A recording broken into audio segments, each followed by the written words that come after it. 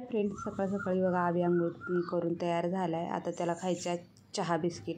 तर इकडं दादा पण चहा बिस्किट खात होता सोबतच. मग दादासोबत आबीनं पण चहा बिस्किट खाल्लं. आणि आबीचं कसं असतं, दादा खाल्ला ना दादासोबत त्याला पण खायचं असतं, त्याच्यामुळे तो दादासोबतच खायला बसला. मग दादाने त्याला चहा बिस्किट चाललं. त्यानंतर बघा टेबलावर केस तेल विचारून ना कंगवा, तेलाची बाटली सगळं ना असं पसारा करून ठेवला होता पोरावानी. मग त्यानंतर मग मी ना आवरून घ्यायचं होतं मला.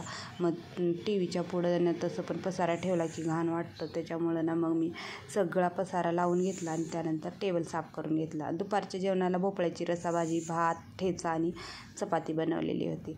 आणि ना दुपारी गरमी वाढलेली म्हणून ना भैयाने येताना लस्सी आणलेली होती. तर त्यानंतर बघा आबी झोपलेला होता. मग आबी उठल्यानंतर त्यानं पण लस्सी पिली, पण त्याला काही लस्सी आवडलेली नाही.